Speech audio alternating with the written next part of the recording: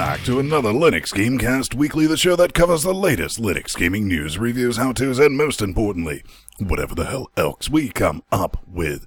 This week, Interstellar Marines Update 18 is out, and it still performs worse than Dying Light. Half-Life 2 gets a graphical overhaul, but does that really justify another playthrough, ? And Valve loses its goddamn mind. Yeah, we're gonna talk about you-know-what. Link, he come to town. Come to provide in-home streaming solution. Starbound gets an update, so it's time to kiss your old save goodbye. And fuck you, chicken, said the horse. Are you a budding Unity 3D using game developer? Then you may yet get a chance to win an HTC Revive from Valve. Begun! The Dungeon Keeper Clone Wars has. This week, the lady selling the tickets says that they're $39.99 a pop. And the AMD GPU sounds like the start of a really bad Linux joke, but it's actually the introduction of AMD's combined open source / proprietary framework. I'm Vince Stone here at LGC Actual, flipping the bits, doing this nightmare fuel of a show, all under Linux, joined every week by my man up in Canada. Hi. Hey, Stun. And from Space Portugal, you know him. Hello. Bleach Marizzo himself. And together with Shot Realm Dynamic, we form a bit of Cocaine Voltron. Now, before we get started, we always like to see what's going on in each other's life organs, and since P-Man is blinking so heavily, I'm sure he's going to tell us why. Beep, beep, beep, beep, beep, beep, beep, beep, beep, beep. I That's got just myself in. a set You're of not R2-D2, 7.1 give it up. surround headsets. Shut the fuck up, Jordan. Thank you. They were pretty cheap. They were actually on sale. They usually retail for about 40 euros, and they were like 23. I'm like, okay, I'll just buy it. And the surround bits, I actually ran a batch of tests to see if everything was working, and it was. It's got pretty good range on the frequencies. Not disappointed. What's up, J-Baby? Oh, I've just been catching up on old Simpsons episodes. Nothing at all interesting has happened in my life in the past week. Woo! What about you, Ben? I hear you've been playing video games constantly. I play the video Non-stop. games every now and then. No, I did revisit Necro on a whim, because this damn thing's still not out on early access. Might as well try it, because I never played it in the 4K glory with the 980 powered. They have really updated it. I mean, they've changed everything since last time I played it. And it's a bit fun. But our story is not over, because I did discover this on the Reddits the other day. Linux Master Race. And glorious! Some Linux gaming Reddits, these seem like genuinely good people. They're actually looking for some moderators right now. But the way they describe this is not a satirical or circle jerk Reddit. This is a normal casual Linux subreddit with some satirical and humor elements. So that means they know how to take a damn joke. And that's good. Go check that lot out. It's going to be in the show notes with everything else. But there's always one thing that is really good at taking a joke, J-Man. Oh, yeah, no, the horse is great at taking jokes, except at the expense of the modding community. It's our Steelix update of the week. The goggles. Is it good? Get the goggles. Yes. Valve's VR is actually kicking off, and they want game developers, to get the developer kit, as it were, of their VR headset, and they want to put said VR headset in developers' hands for free, because you cannot buy it at this point, according to their article. They're not for sale yet. You have to sign up, fill out the form. They'll go through a little selection process, better than their storefront at this point. And if you qualify, you'll get one for free. There are a couple of discussion groups, one especially for developers. And then there's the usual VR discussion group for everyone else.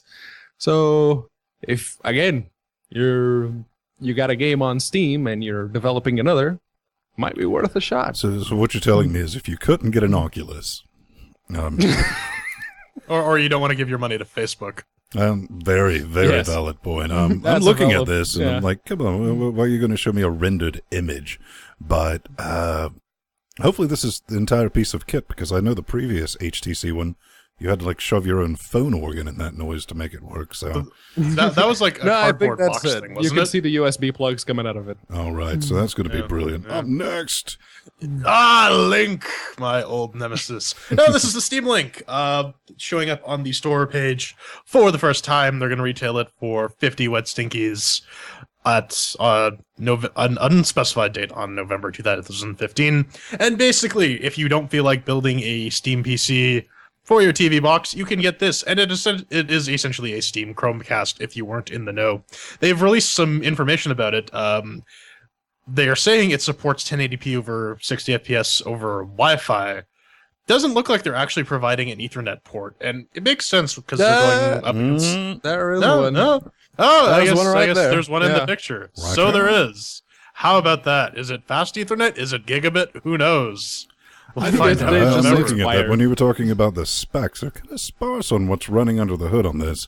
Because if it's Yeah. $49.99 and it's x86, Is it x86? I don't know. They don't say, but I mean, if it's ARM, then I'm like, Well, I don't know. They've partnered with HTC. HTC likes putting together their ARM hardware, so I don't know if they've actually outsourced to another partner, if they're developing this internally. One thing of interest, they do list a number of controllers that are supported. I'm actually curious if that's just anything that's going to work, period, or if you can plug in other random controllers, and it might work. But because that's the thing. Even Steam with regular. So, what with I was regular gonna say Steam, was- they recommend either the Logitech F710 or yeah, the CD has. Xbox 360, but just about everything works as long as Linux supports it. So I'm guessing that will be the case. Not so much Linux support, but like the Steam streaming NVIDIA Shield Tech support.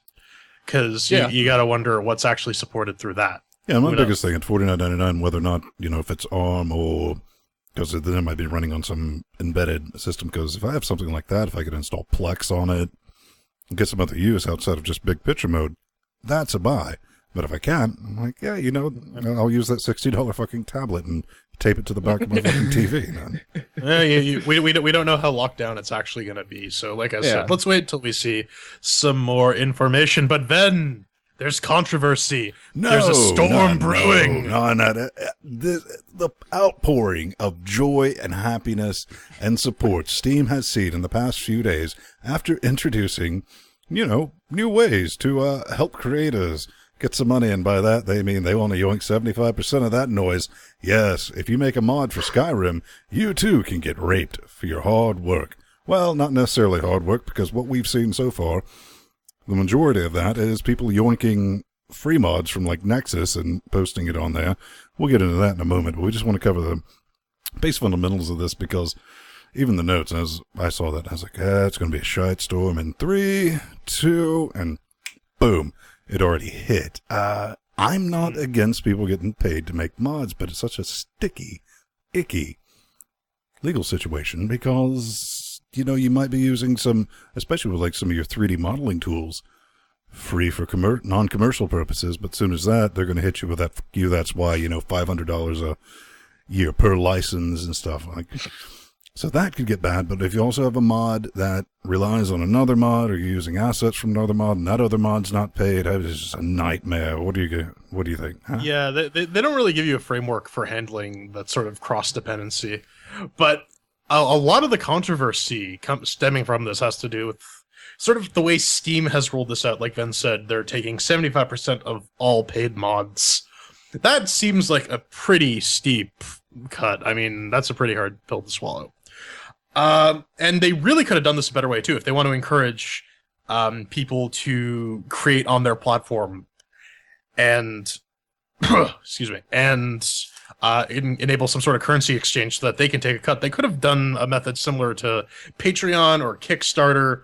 This just seems way too money grubby, and you have to think, how did their marketing department sort of let this slide? Because... And anyone with half a brain would see this and say, this is going to create some sort of gong show shit show thing. But then you're saying it only took them less than a day for the worst case scenario to come up. People are putting mods on the store that aren't theirs. Check this noise out from PC Gamer. This will be in the show notes like everything else. But yeah, Home Chainsaw is like, oh, good fishing mod, a dubious record and paid for Skyrim. He's like, oh, I was using it for somebody else. Oops. Nope. So that's a short version of it. And it's like Valve's honestly and genuinely believing that the community should take care of this and report it. And I'm like, man, what do you think, P-Man? I don't know. You're making money out of this. Now you're making money out of mods too. Seriously, hire some people, get them to curate this shit, get them to moderate this wasteland that you have there. But yeah, every single mod that I had subscribed to for Skyrim is now paid for. So even if I was still playing Skyrim, I wouldn't touch that game. Oh, P-Man, I was reading about this. A couple of mods that they've went and updated them that it'll have a little pop-up while you're playing the game and tell you to subscribe to the paid version. That's pretty bad. But again, make no mistake, Steam is not Candyland. It is a product of a very successful multi-million-dollar corporation who likes to really, really, really make money. And they were bound to do something like this at some point. Like I said, they could have just handled it better, maybe emphasize more of the pay what you want type thing, maybe loosen the cut. I understand there's some rights issues, and that's why the cut is so high. Like, Ven, you and I were talking about that earlier. Yeah, but, I mean, everyone's like, you immediately went about Bethesda, ZeniMax, the parent company, and they said, no, 75% yours, which I'm sure Steam, Valve gets a cut. But I don't know. I mean, it just doesn't, something's not right, and we'll see how this shakes out. But talking of expensive bits, will it? Oh, yes. Blender is now available on Steam. I don't... What is it? This confuses me. For those of you who don't know, and if you're watching a Linux Gaming podcast and you don't know what Blender is, there's something significantly wrong with you. Blender is a free open source 3D modeling software / game engine / 3D modeling software. That has been around forever. They've put out the Blender Foundation, the nonprofit backing it, has put out some interesting computer animated bits like Centel and that one robot one with the computer program and the Tachikoma that's gone rogue. Oh, right. You know what I'm talking about. Anyway, so it's now available on Steam. It's free. You can download it from blender.com, but now you can also install it from Steam. I didn't really see the use in it, but Ven, you brought up an interesting point because there are so many random versions of Blender out there. It'd be nice that Steam says, hey, use this one. This is something I deal with in post-production for this show is like OpenShot, in order for some of the transparencies and some of the cuts we do, requires this one specific version because it's just not, it's OpenShot. It won't get updated until 2035. Late quarter 4 of 2035 is the estimate. And you need that. The current version doesn't do me any good whatsoever. I do see the value in being able to keep track. I would like more open source software to kind of it's like, oh, that's horrible, but it's really easy. Instead of like, I need to add this PPA, and all that. And I just like OpenSteam's like, yoink, play. Yeah, distro abstraction. That's their point, and it works. So. And Valve was doing some work. We reported on this I think it was last year. They were on the Blender mailing list looking for people to help them collaborate with the larger Blender community as a whole. So, it's all good stuff. Steam's contributing back to open source, and now they're making it available on their store. But they're not keeping their store as well as they should be. But hey, here's Dungeons 2 that... It looks pretty. It looks like a Unity game. What was it called? I said the name earlier and I cannot remember. Dungeon Keeper. Dungeon Keeper, it had a clone which was just called Dungeons, and now it's up to version 2. It's done in Unity, and as you can see on if you scroll down just a bit, Ben, for me it says €44.99. How much is that? This is 39.99 wet stinky cashes over here. Yeah, people are getting shafted somewhere in the strategy world. RPG simulation dungeon crawler. What does it run on, you might ask? Let's see. Pretty regular. Nope. You do need the elusive DirectX and Shader Model 5 support in your What was it, NVIDIA. Gallium 9? Right. Yeah, I guess it'll only work with Oh, Gallium 9. no, and you also need the integrated DirectX 9.Z compatible. I don't even think Linux. Gallium has support for that. Maybe Pulse Audio It looked does. really nice. Two things against it. A, the price on Brad. Wasn't a huge fan of that. I was like, it looks fine. Then it's Unity, and I was like, you know what? Previous experience, we're just going to let that cook for like 6 months. Then maybe take a look at it, because it might work. What? At the very least, it's not early access, but again, it is a Dungeon Keeper clone. So if you like Dungeon Keeper, this is more of that. Just, wait for it to go on sale, maybe. Because that's far too expensive. Apparently, they could have.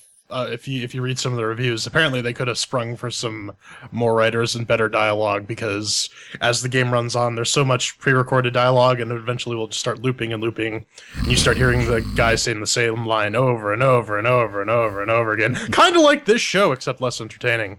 But Yes. I don't know. It could be good. It seems interesting, and it looks good, but I would wait till it goes on sale. Yeah. All right. Starbound.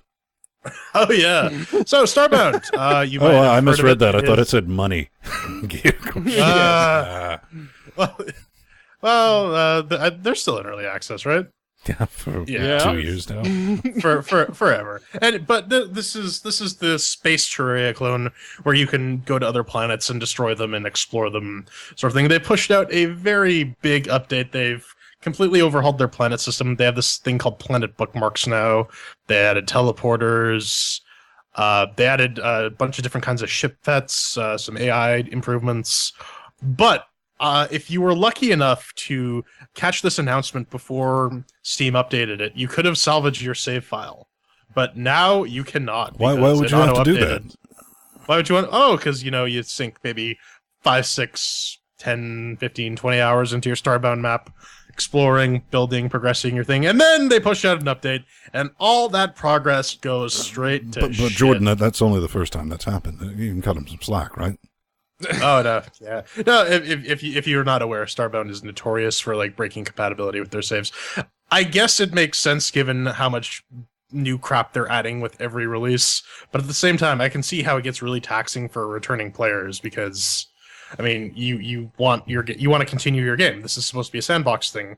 You may not necessarily want to start fresh every couple months, but Hey, man, I don't thoughts know. and allegations.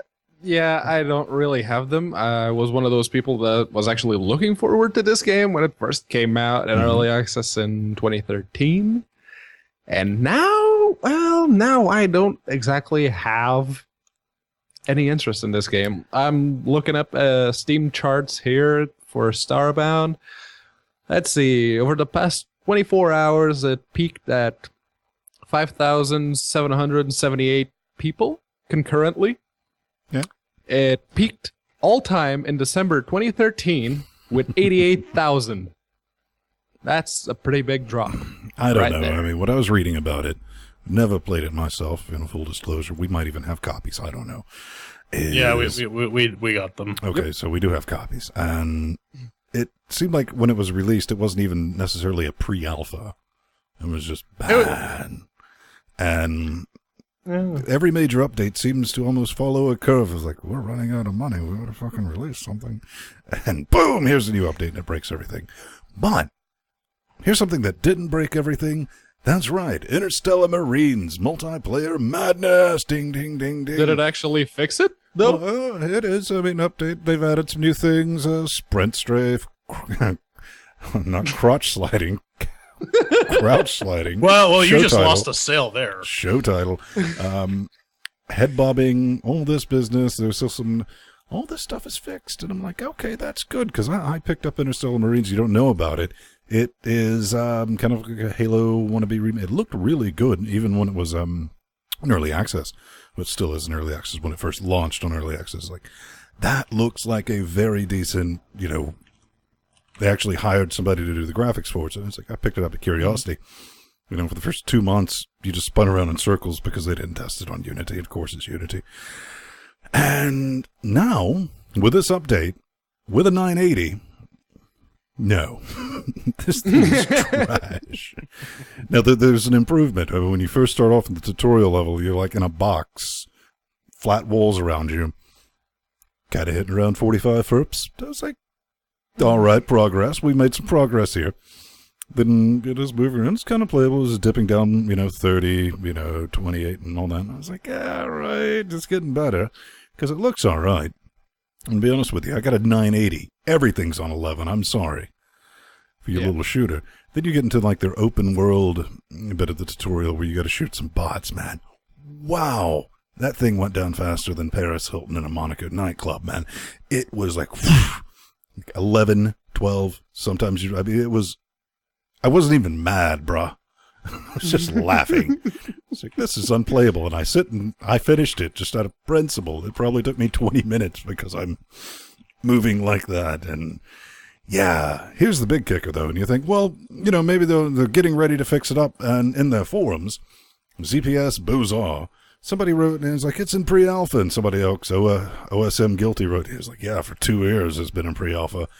Then the community manager writes back, and it will continue to be for a long time.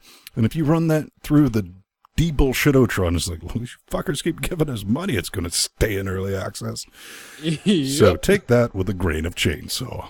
So, this landed. We talked about this last week, or week before. Yeah, they didn't have Linux support, but they've since added it now. Yeah. And, well, it's free if you already have Half-Life 2. What are we talking about? Half-Life 2 updated, a completely free and extensive community-developed update to Half-Life 2. It basically added some lighting shit to it. I mean, I'm not dissing on these guys' work. I played it, tried it, again, 4K displayed, 980, but everything on a level. And I think mostly to Valve's credit, because they did work with these guys to do it. Was getting a 70, 75, just like locked right at. I mean, it was just beautiful. The game so much, it didn't really, I mean, you could tell some lighting look a bit different, but I played probably for about 45 minutes. It's not enough of an overhaul to make me want to go back and redo the Half-Life 2, which is an awesome game in its own right. Anybody got some thoughts? You don't want to see the Did You Know Gaming stolen Easter eggs strewn about the entire maps?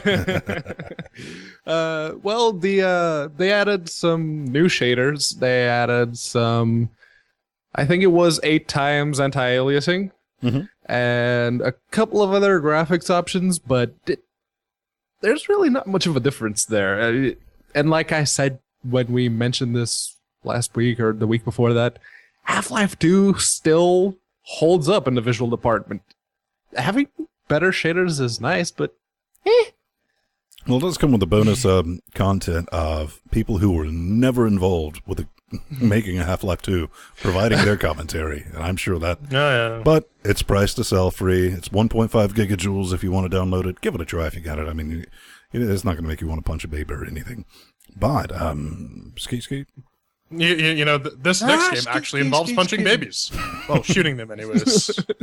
No, this is Spermination, and apparently this will be available in the coveted month of April-May of 2015. And the whole idea of this game is, you remember that one episode of Family Guy where Stewie tries to get a brother, and he like shrinks the ship down and tries to fight all the sperm. Someone watched that episode and said, that would make an awesome fucking game. But of course, it lacks Wallace Shawn, so it's obviously inferior. But you're a sperm, you basically shoot around. It's a big, like, FMV shoot 'em up where you go and you try to impregnate an egg. And oh my, did you see some of the babies they have here? Oh, they're majestical. There you go. Yeah, so some of these look like some fetal alcohol syndrome or something. You may want to consider the medical abortion at the early stages of pregnancy. Maybe take the morning after, if that is going to be your baby. My God. Could say I got high hopes for it, but yeah, go ahead, B-Man, go ahead. No, I was looking at the screenshots and I'm like, is this Unity? Because it seems like something people would do in Unity, but it doesn't look like it. So I did some research. No, it's the J-Monkey engine. And apparently people with Intel HD graphics cannot play the game. I've never heard of this engine. What other games has it been used for? I have no idea. Well, you see, Intel graphics people, you will not be able to enjoy procedurally generated uteri. Yes. Because just like in real life, every vagina is different. Jumpin' Jet Rex, it's a... I don't know. Finish that for me. It's fucking $11.99 is what it is, B-Man. Yes. Jump... how did I call it? Jump Jet Rex. That's the one, yeah. So, this is a platformer, and they describe it as a punishing, old-school 2D platformer with a time trial twist. And what that translates to is YouTube bait rage platformer. It's what all the PewDiePies and all the screaming nannies at YouTube like to play in order to get a lot of likes and a lot of views. Good on them. They're targeting... By the way, on YouTube, like, favorite, subscribe this shit. Yeah, totally. Do it right now. Okay? Yeah. Cool. But yeah, it's a 2D platformer with the hipster pixel graphics as is tradition. I was watching one of the trailers and I made the mistake of enabling the sound. You get... I'm not shitting you right now. You get chiptunes, whoop whoop, whatever. The soundtrack. Isn't that the same thing? No. See, what do you usually call the whoop whoop? Because I'm missing the word here. Yeah. Dubstep. Yeah, you got the oons. That's what it was in my day. Now the kids have the whoop whoop. No, it's the whoop whoop. Yeah, so imagine chiptune dubstep. It's like your ears. It's like there's a teeny tiny penis coming out of your headset and ramming itself backwards and forwards into your ears. It's not so pretty. Tuesday. Also, Q-tips. Yeah. Also, if you watch the trailer or you look at the screenshots, you see multiple little characters on screen. I'm like, oh, does this have multiplayer? Nope. Local co-op only. It does have a Galactic edition for $20 though, if you feel like throwing your money away at that. Oh. Armicrog. Yes, made by our good pal Doug Tenapple, who I'm such a huge fan of. Not really, no. The guy's a bit of a douche canoe. But he's the guy who brought you Earthworm Jim, Ratfist, many things that you may have nostalgic attachment to from your childhood. But this is a point-and-click adventure game written by him, produced by Versus Evil. And it's another one of these Grim Fandango, Broken Age, point-and-click adventure games that are trying to cash into the 90s nostalgia cash grab. You know what I miss from the 90s that we never really saw a resurgence of? FMV games starring Christopher Walken. We need more Christopher Walken. That's what I'm saying. I mean, at the end of the day, this will be another point-and-click game that will attempt to dip its ladle into the almost dry bucket of nostalgia sauce. I mean... Earthworm Jim is, I don't know, man. I think he's such a groovy guy. Right here, just being done with it. I mean, these types of games died for a reason, B-Man. Yeah, no, I can smell the 90s from here. That scent of patchouli. You can tell it just by looking at the screenshots. It reminds me of Heart of Darkness. You got the main character and the dog, and it's sort of made like out of silly putty. So it gives me that vibe, but I don't know. The entire Kickstarter model was built on nostalgia, but this one doesn't do it for me. Nope. Well, I'll tell you something that does do it for me. That's Coffin Dodgers. Basically what you do every Saturday when you go to the radio station. It's awesome. So, check this out. I'm not even going to bother you with a summary. I'll just summarize it myself. You're in the home, the old folks' home. Death wants your arse, and in order to escape death, you have to win races. And I'm like, all right. Now, J-Man, we got some copies of this, like everyone else, right? Yes, Dell was giving them away for free, not last week, but the week before. And if you were lucky enough, you could have grabbed a copy. We did. It's an early access game on Steam, though. How much is it retailing for? $19.99. That's a bit steep for early access, but it's a decent kart racer. Now, for sure. All right, it's got multiplayer. Now, here's the thing. I mean, it is genuinely fucking fun. It is. It's going to be fucking stupid. Started up. Controller organ worked out of the box, and I was like, that's rare. And I played, and then I found myself like an on later, and I was like, oh, I'm getting the achievements, upgrading my wheelie about old man thing, like flames and weapons and shit like that. and every character has their own physics, and the tracks are laid out. The frame rate, all over the fucking place for now.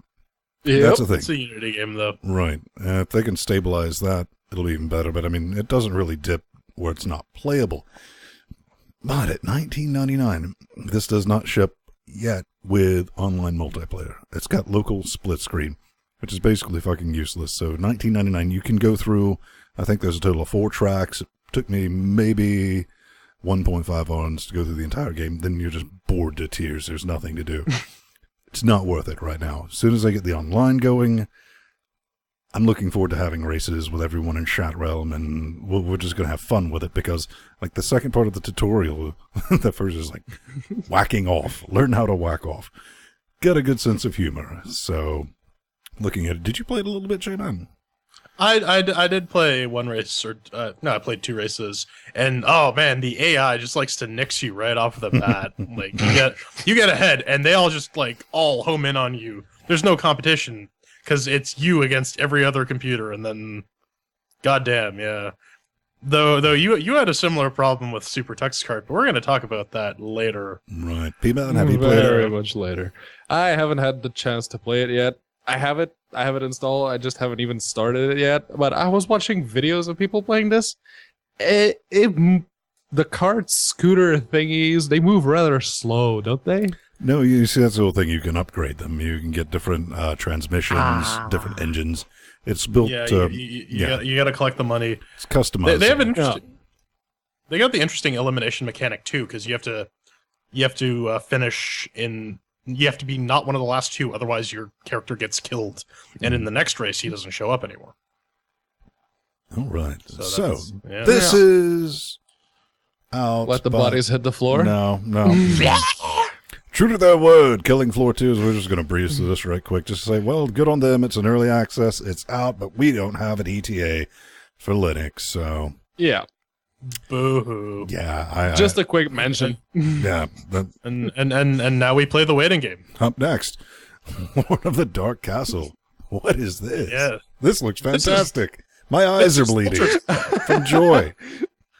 Oh no! If you watch their demo video, it's a fucking PowerPoint presentation. that just oozes confidence in your product. My this God. is Gothic Darkness, ruthless hardcore mode. But lasers, bees. If you look at the screenshots, this is Vulture's Claw. This is like Vulture's Claw with the Ultima interface. And I mean, yeah, it's priced at like $5.50, but still, I don't know why you would pay money for this when you can just play NetHack. Oh, look at this. See, this is Oh, hey, well, it runs in OpenJDK. That's a plus. Yeah, that's true. Full disclosure, the developers, they contacted us and they're like, "Hey, would you like review keys?" And I just kind of never got around to letting them back, because I, checked out the page before this was before they were on the Steam. So it requires Java, and I was like, yes, the Unity of 1999. No, thank you.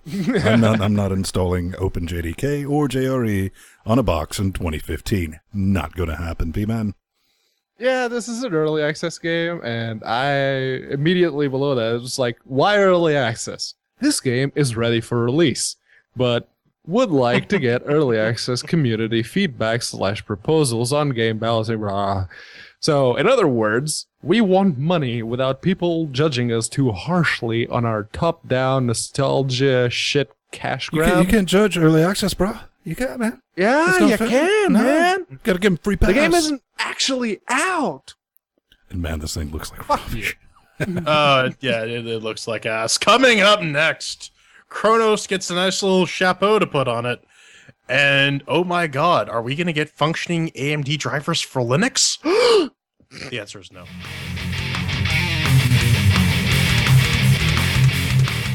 Ladies and gentlemen, it is the LGC Weekly Patreon update of the week. And it's actually a pretty big update, this one, because people have proven time and time again that they are, indeed, fiscally irresponsible enough to be our patrons. And this week, we have hit another new goal! donation. Yes! We actually made it past trying again, courtesy of Mango Chan, Mr. Mango on Chat Realm. So, who else helped us? we'll be doing, We'll be doing Chironomus some and trying Igal once a pushed us month to $80 a month, until or we $80 an episode a month. beat it. Yeah. Who was that? And Cryonis the new and who? donations. Yes, Eagle. the new donations come from Chironomus and Eagle. Jenkins. Say it one more time. Eagle. Jenkins. And who else? I It's honestly don't know. it's good stuff. We're going to start recording Trine 1. We're going to move on to Trine 2. Once Trine 3 hits Linux, we're going to record that. And we're going to kill each other in the process. Yeah, that definitely happened in like a minute, because I remember Pedro posting, he's like, oh, we're close. And like 2 minutes later, it's like, oh, shit, we're playing Trine, aren't we? That was actually me. And Mango's like, oh yeah? $2? I'm up in my donation. That was Jordan. All right. But yeah, now we're less than $20 away from Portal 2. Well, we got another thing. It's going to be coming up. I haven't had a chance to add it in. I just want to, there's no secret sauce. I'll tell you about it before it actually becomes, a real boy. All those Greenlight games that we have a rule that we can't review until they've been out for a year and they're still in Greenlight. Then they're just asking for extra money. Well, I'm going to start taking a look at them. Actually, we're all going to start taking a look at them and just let you know. We're going to bring back kind of like the first 10 minutes of like, here, we're going to launch this. We're going to see how it plays, because we all have, octa-core, 6-core, 970s, 980s, 4K displays, and let people know whether or not they should spend their wet, stinky cashes on something that's not completely done yet. So it's not going to be a review. It's just going to walk in and try to play the game, and we're going to see what happens. We're going to get some popcorn, maybe some Doritos, and a little bit of YOLO swag on the side. But maybe some yucks. Yeah, it's time for... With all that YOLO swag, let's get into the news. Oh, yeah. So this is actually kind of cool. Red Hat has finally joined Kronos. Kronos being the guys behind the OpenGL standard. Yep. Oh, God. I was trying to cough up something. Amazing. That failed. That So Red Hat has been doing a lot of work, specifically with the NVIDIA open source drivers, trying to get those to a workable state. They also have a lot of contributions for Wayland, Weston, and all that stuff. So it's good to see them it's good to see a heavy hitter from the Linux community shaping OpenGL and shaping the future of it. Now, I wonder what this will actually mean for the Mesa implementation of Vulkan, because I know Red Hat does fund quite a lot of Mesa's development. So if they're going to be working close, are they going to be contributing developers, manpower to the Vulkan project, to the Mesa project, so that we can get the new sauce on open source as soon as possible? Who knows? I don't know. So, I mean, you've worked for and with the Fedora Foundation, so I'll pick your brain about this.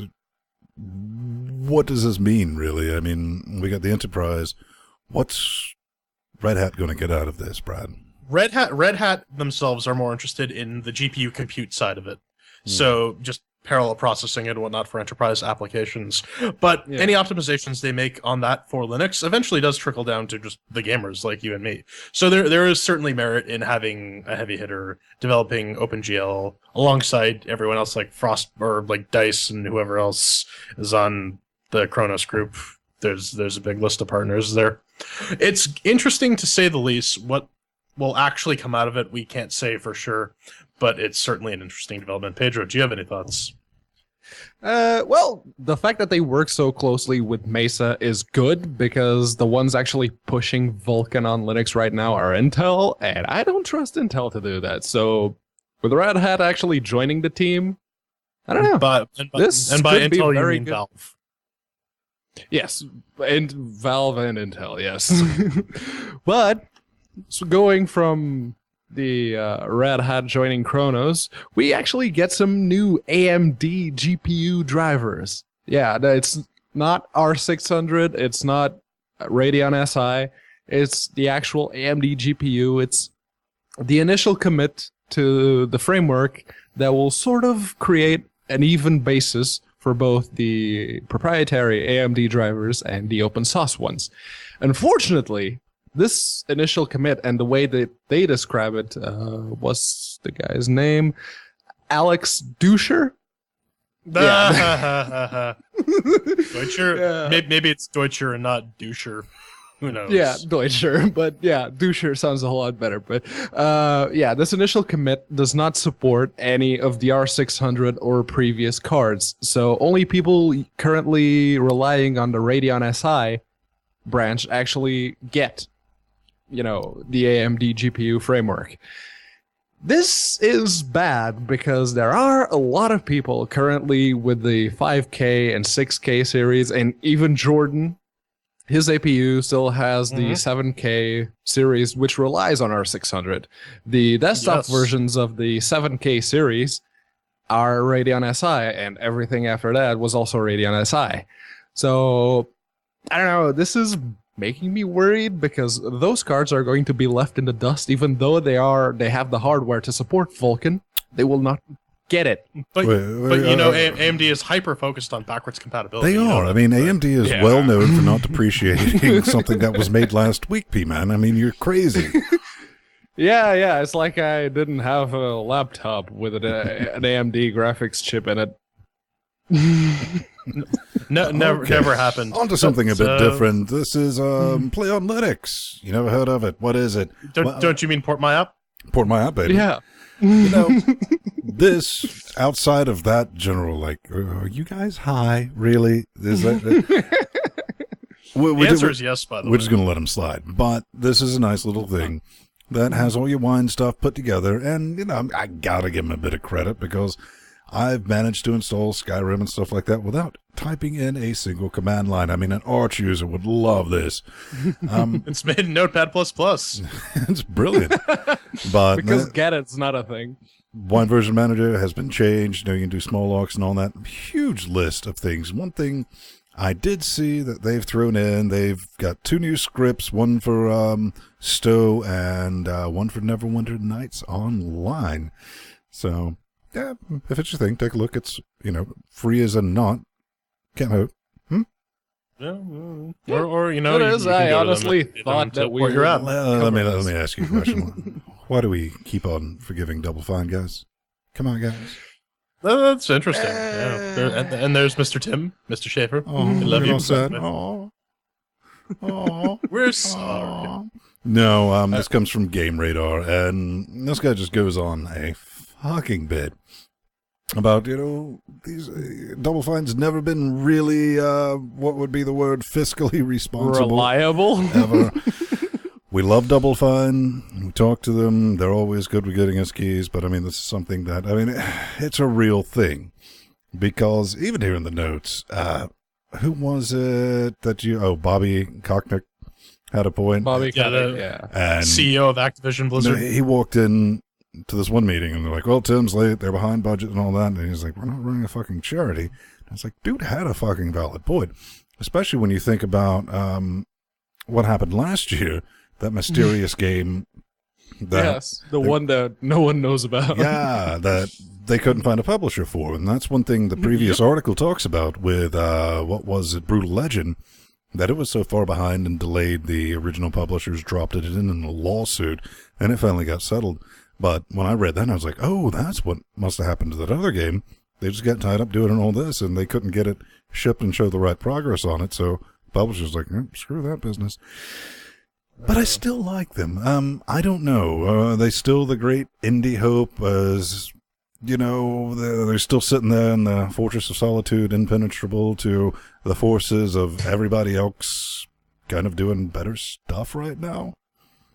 I don't know. Certainly, Double Fine could use some management. I never really viewed them as the last great indie hope because there's always been a lot of quality indie games that have come out in the past.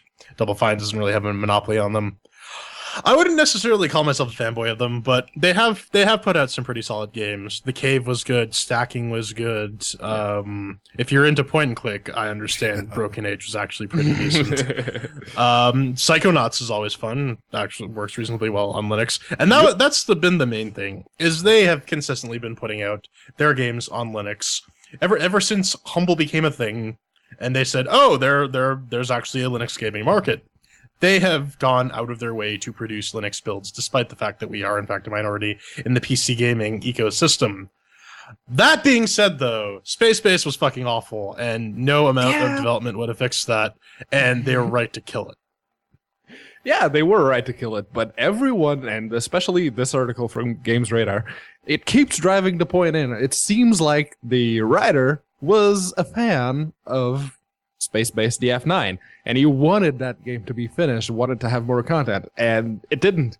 So now he's taking it out on them, because from the moment, no matter how reasonably you may put it, from the moment you say the words, Bobby Kotick had a point without sarcasm, I kind of lose interest in the rest of the article. And at this point, I'm like, okay, so what are you hammering here? Oh, space-based DF9, space-based DF9. Mystery game no one even knew about. Okay, yeah, that's bad. People got laid off, but it's Double Fine. They've been genuinely good to Linux.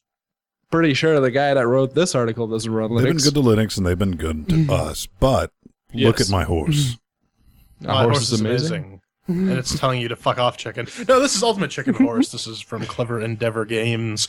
It's very odd that we talk about a Kickstarter during the show, but they do have a Linux demo, which I tried.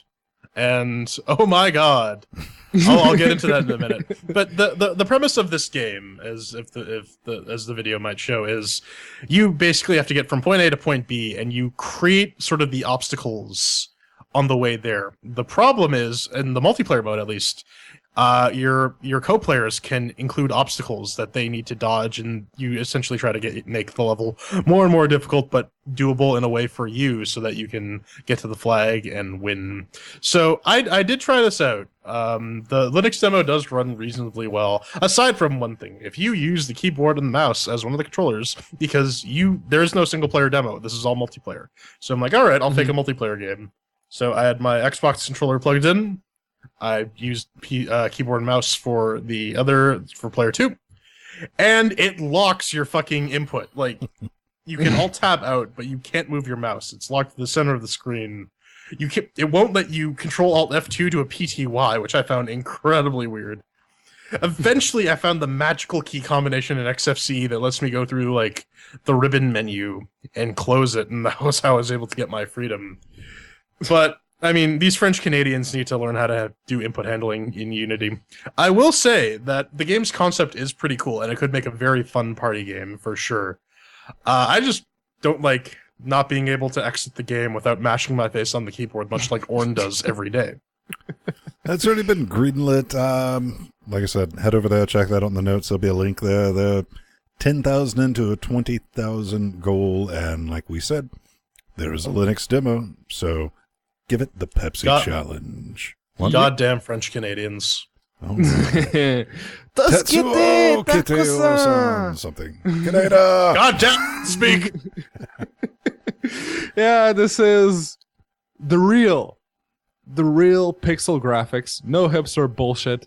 This is like, if you grew up in the 90s, you were born in the 80s, grew up in the 90s, you probably had a Game Boy. Yeah, remember that screen and how much it ghosted?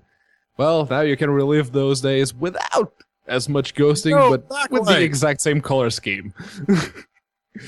Because, well, you can find the game on IndieDB. As usual, there's a link in the show notes. It's a platformer. Currently, there's only a free demo available. They plan to implement stuff like multiplayer, story mode, and according to the thingy here, let me see if I can find it. The future. Here it is. They say the final game the final game will be composed of a story mode, multiplayer mode, and runner mode. You'll be able to find it all in the full version, due to be released on Steam and on Wii U eShop and Steam. So it's coming up on Steam twice. Okay? Cool. Excellent. Well, no, there's the one early access game, and then there's the other early access release. No, yeah. I mean, it's a solid platformer. It certainly looks like a Game Boy game. It's made in Unity, so it's one of the decent performing Unity games because it doesn't use any of the art assets. They absolutely did, Brad. I ran across this, and I was like, what's this hipster pixel? Might as well try it. It's free. Controller worked, and it, unlike billions of other Unity hipster pixel games, this one captures the feel of, at least, at minimum, your Game Boy Color, which is racist. Yeah. Or your regular Game Boy. And it's a simple, jump, shoot platformer. No more than that. No bells and whistles, no lockety hairdos. So it's maybe something you want to check out, but this thing is out. SuperTuxKart 0.9. Last time we covered this, 0.81 came out. And it has a bunch of crap that we're actually going to throw some chairs at. Shock 'em on shocks. We're actually reviewing an open source game. But what does it has some new tracks. They're talking about Google Summer of Code. They have fully shader-based rendering now. They have an online login for leaderboards. What's that? Initial online support. I thought it felt a little chilly here. They have some new kart physics, an in-game Grand Prix editor, random Grand Prix generation, and achievements, which I got for beating a race one time. And, of course, it's really the same game you've been playing for 10, 15 years, however long SuperTuxKart has been out. They just keep tweaking stuff under the hood. Like I said, we are going to throw some chairs at that coming up next. But does anyone else have some thoughts before we get in depth? No, that's basically it. It's got new graphics options, slightly less janky physics, but I'll save judgment for the chairs. All right, so why don't we just leave it at that? Coming up next, that thing I just said.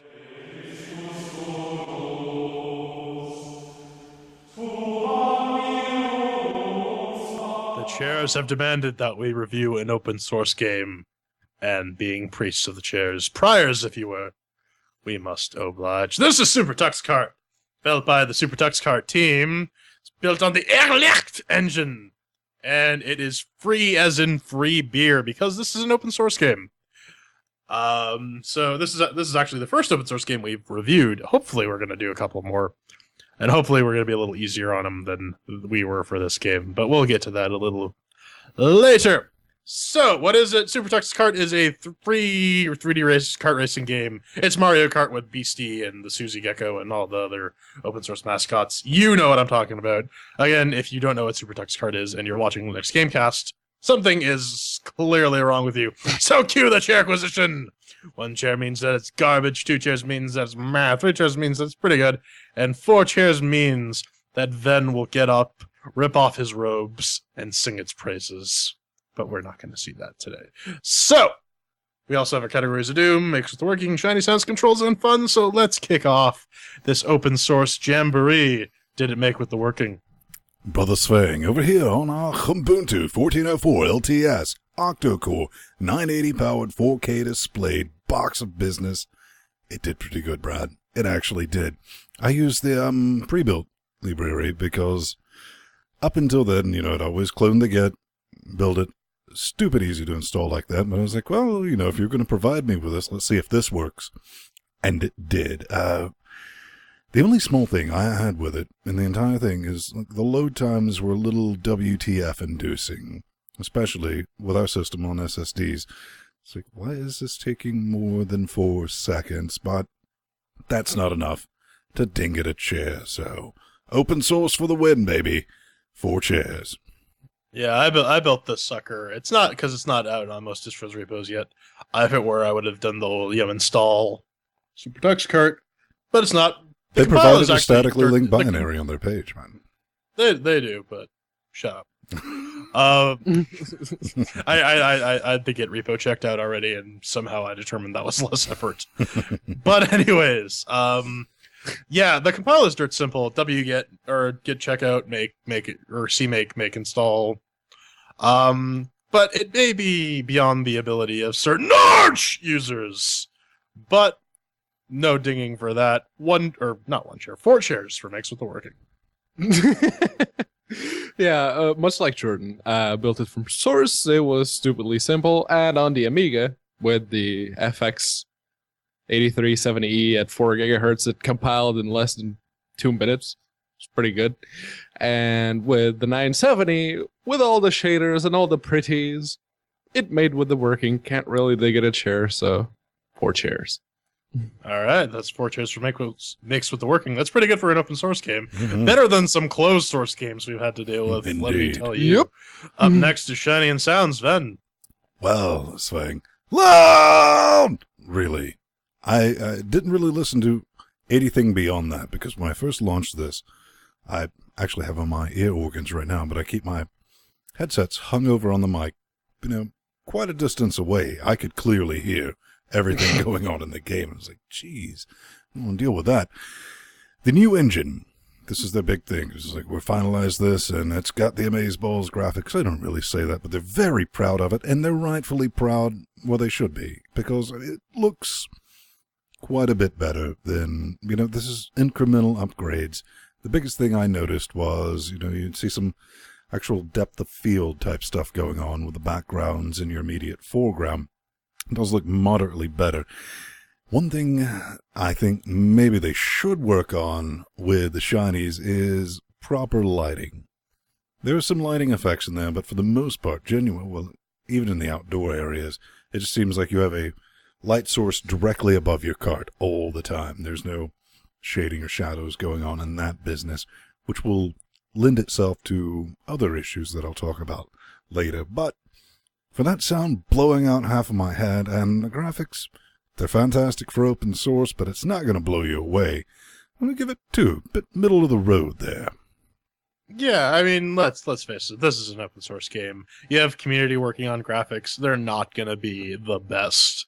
Still, they get the job done. It looks reasonably well. It doesn't look like crap, that's for sure. Again, unlike the several closed source games we've had to deal with. So, bonus soda points for that. Yeah, the soundtrack, I didn't even bother with that, to be perfectly honest. But it seems all like light piano-y and whatnot. It didn't really interest me. I'm not going to dig at any chairs for that, because again, community supplied music. So I'll give it 2 chairs because, like Ben said, it gets the job done. Yeah.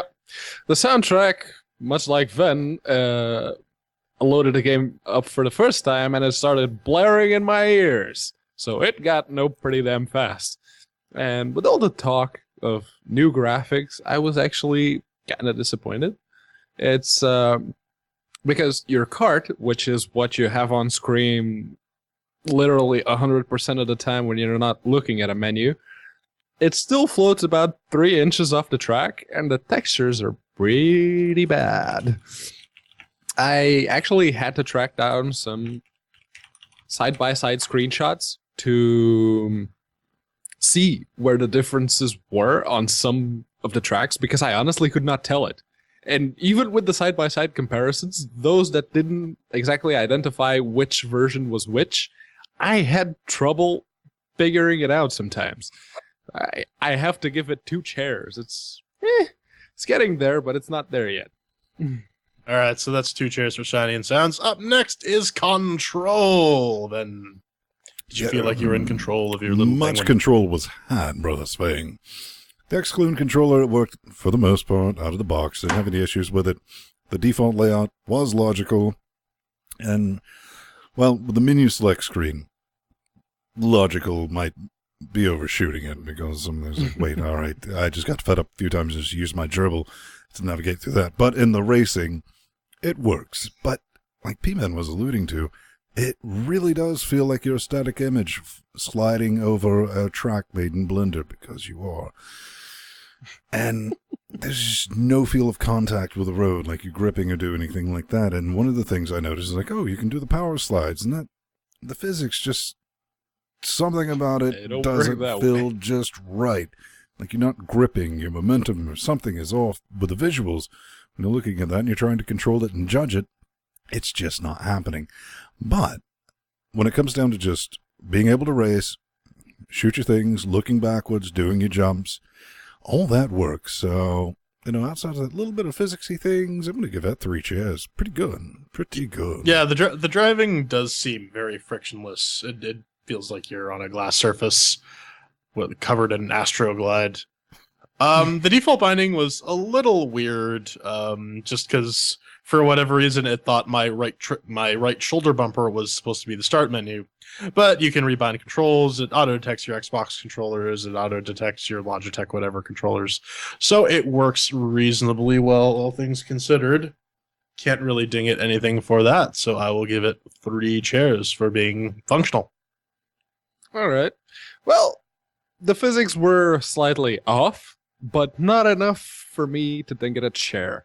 The having rebindable controls is actually amazing, and this is something that, yet again, an open source game does much better than many closed source ones we've seen so far.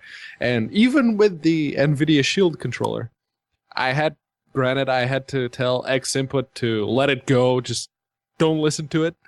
But it worked. After that, it worked. No issues there. So 4 chairs for me. All right, so that's 3 chairs for Control. And finally, our subjective category, fun! Ben, did you have fun?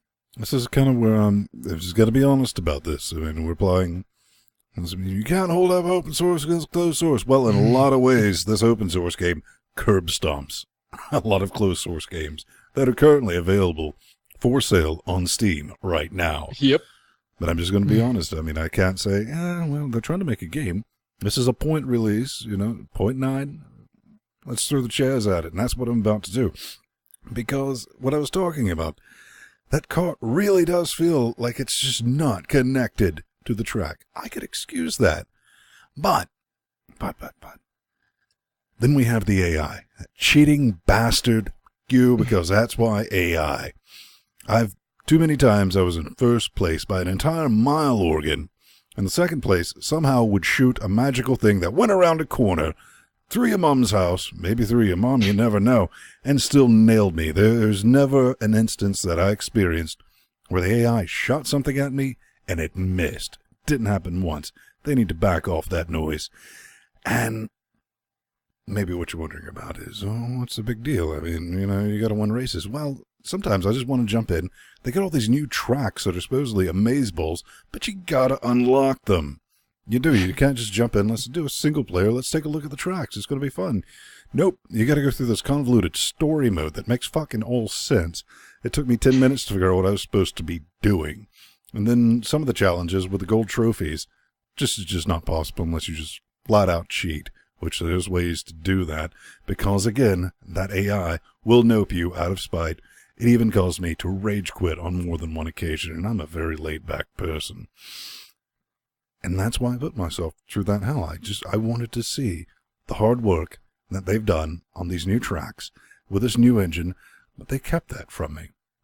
Because I can't invest time when I'm dealing with a bunch of cheaters, and those cheaters are the AI. What I'm really looking forward to with change, and I know they're starting on network, local, WAN's way out in the future, but I think that's something they should have focused on starting 3 or 4 years ago and really got that together, because I think this will make the game just so much funner if we get online multiplayer support, let people set up their own servers, and have at that business. But at the end of the day, take that shot.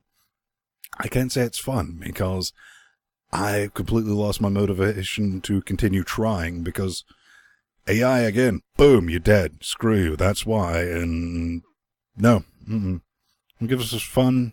Just 1 chair. But then again, it is priced to sell. Yep.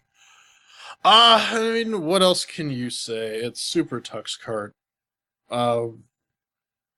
It's for the longest time, it was the only playable racing game under Linux, and it's not horrible. It's just not great, and I think that's its biggest drawback. It's just as a game, it's just purely mediocre in its execution, which, I mean, you could expect from an open source game or not.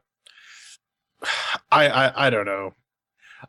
Yeah, the racing can get a bit tiresome at times, just because, like Ben said, the AI does cheat. But that, I find that typical for most kart racing games, where the second you get in ahead, everyone is like laser focused targeting on you.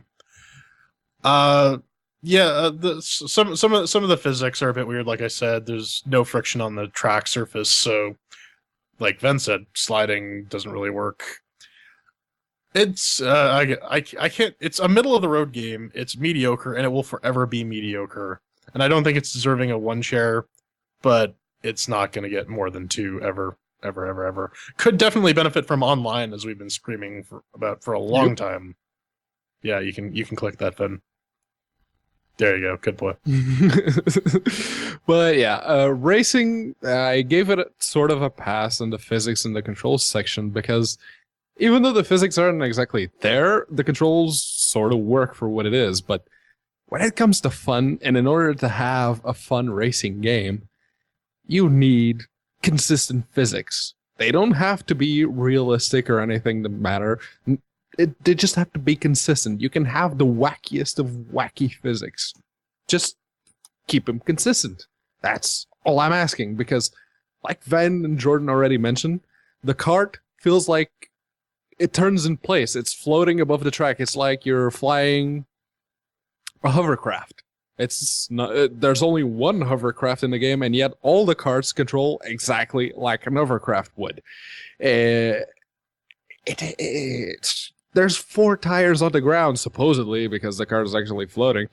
But you're supposed to be driving a car. Just fix that, please. And the bots, besides cheating, they're like concrete walls.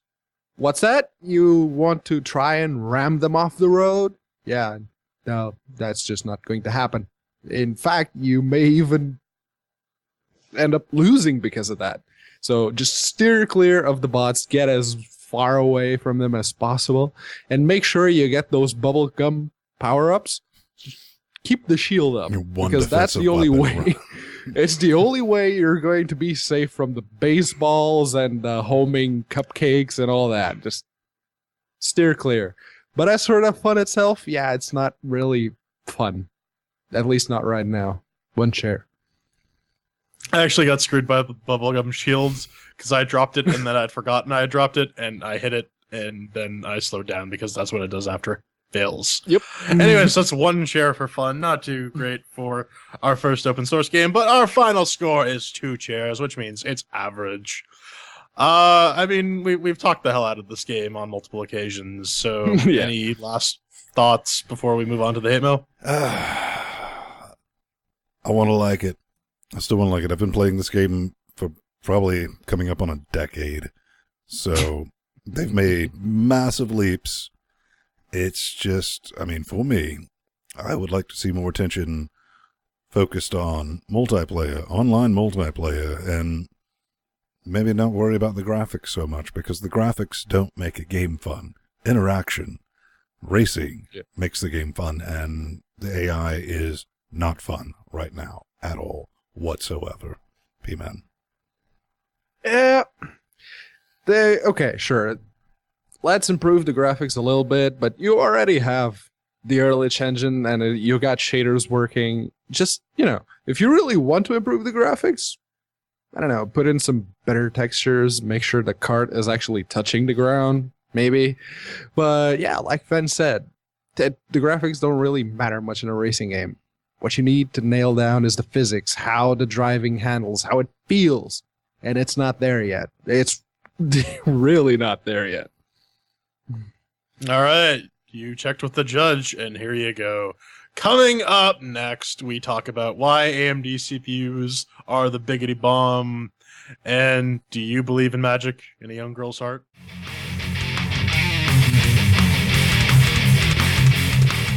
Ladies and gentlemen, boys and girls, this week's hate mail section is brought to you by Chirotimus. He said he didn't want it a plug, but he got one anyway. So, again, quick reminder, if you'd like to get in touch with us, go to LinuxGameCast.com, push the contact button, fill out the form, and give us your message, and, whatever Ven's got going on for a captcha this week. But remember, if you're trying to promote your game, or a Kickstarter campaign, or anything, either give us keys, give us a build, give us a prototype, send us if you want to give us Steam keys, or Desura keys, or even, Humble, or GOG keys, make sure to send at least a 3. Okay? Or a tarball. 3 Tarball's keys. one. Yes. So, let's get into some hate mail proper, and apparently there's some talk of zombies. Mikkel. Ooh, I'm dying! Mikkel writes, honestly, you guys are missing out on Dying Light. I run it on medium settings with a GeForce 960. I get about 50 to 60 FERPs. In my opinion, it's a great game and it's worth a review. Note, you will need at least a GeForce 960 Plus to get decent FPSs. Well, allow me to retort. I don't have a 960. I have a 980. I have an 8-core processor that can do 4 gigajoules in each core. I can barely get 35 frames per second, at 4K. But now you're going to say, well, that's just an issue. You should run it at 1080. It gets the same amount at 1080p. Same deal. We learned earlier this week, this game was ported while it was in active development by two guys who really had no idea what they were doing.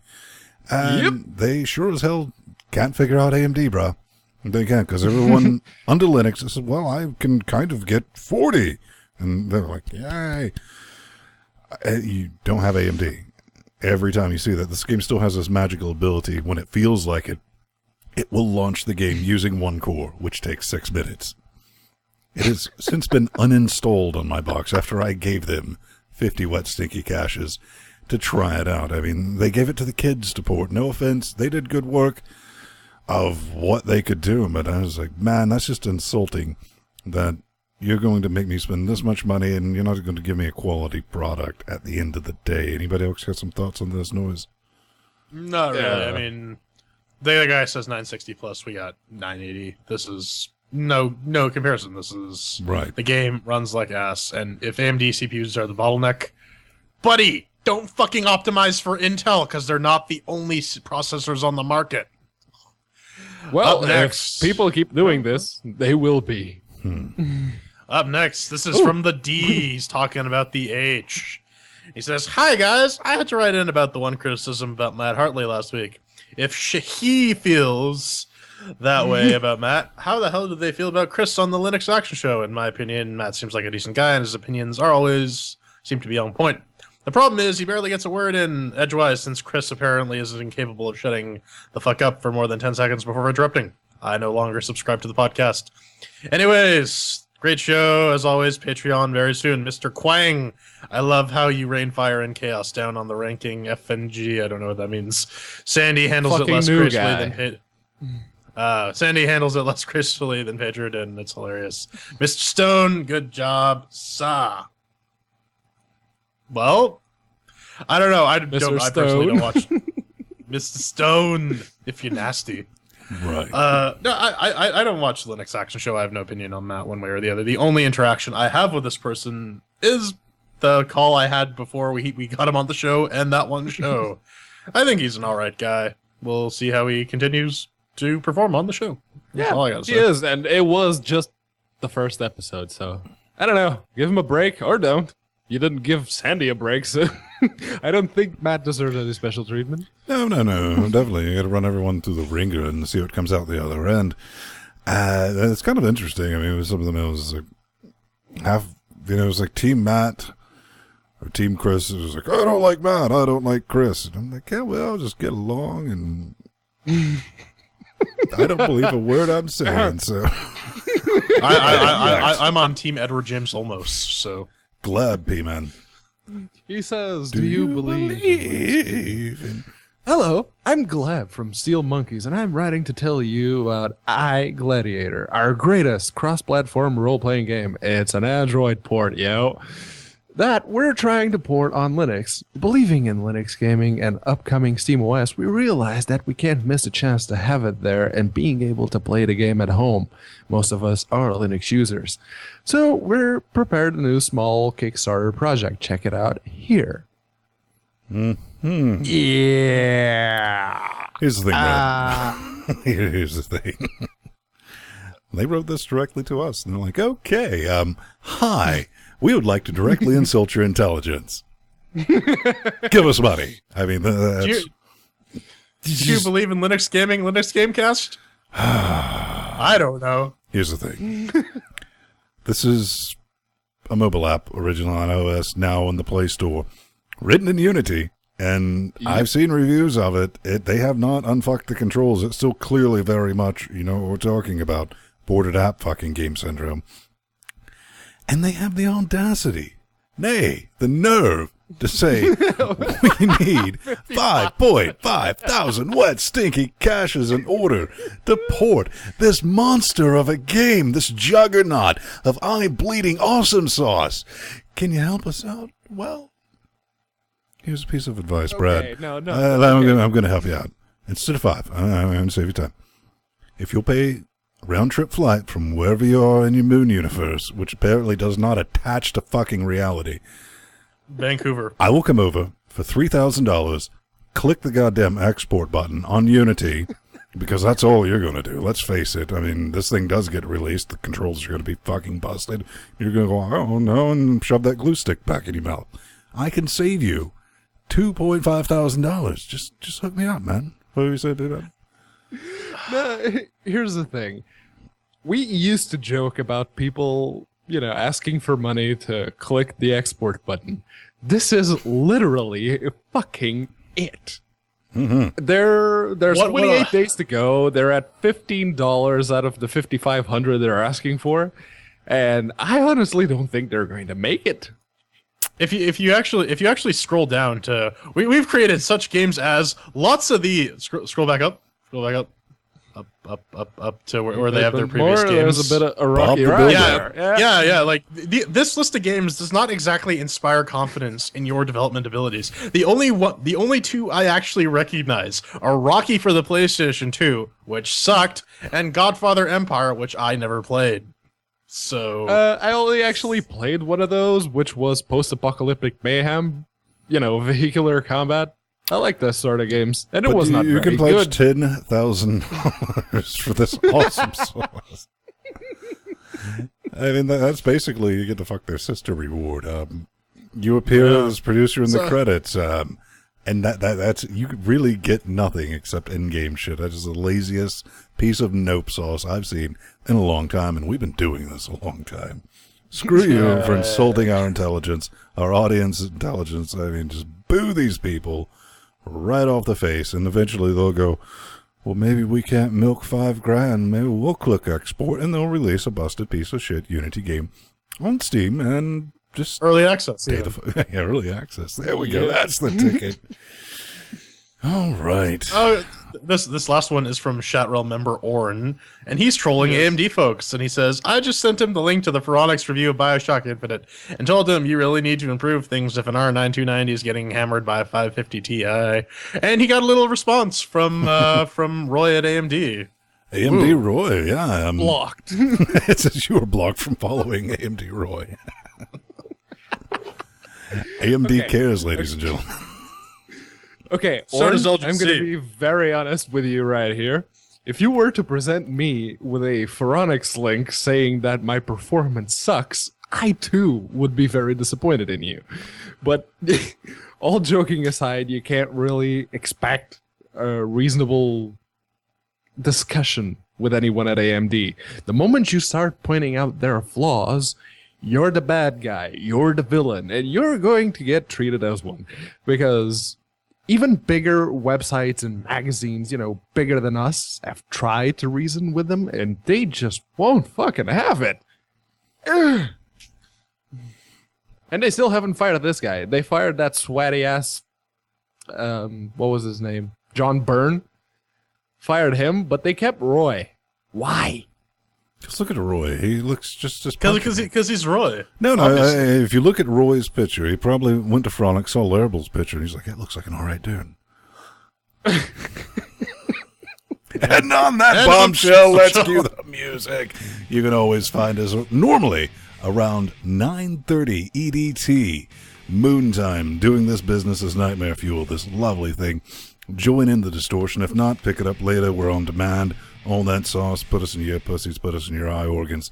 It's awesome. I'm Vin Stone. You can find me at Vin Stone on the Twitter nets, plus Vin Stone on the G+. And I'm Jordan Svung, and I'm blocking you at the Burning Fool on Twitter or plus Google plus on Jordan Svung. And I am Pedro Mateos. The only reason I'm not running an NVIDIA processor at this point is because they don't make x86 compliant processors, because even my tablet. Yeah, that's NVIDIA. You can find me at Unaccounted For on Twitter or plus Pedro Mateos on Google+. Well, I guess at the end of the day, lovely people. Shot Realm, you're awesome. Love you. If you didn't help us out, we wouldn't still be here. Let's just all take a moment and watch Pedro blink.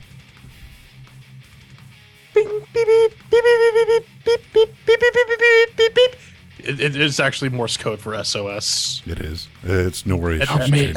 I'm stuck in here. No. The headset is actually taking control of Pedro, and that's the only way he can communicate. I told you not to fuck around with the Mark 7. 5 dudes.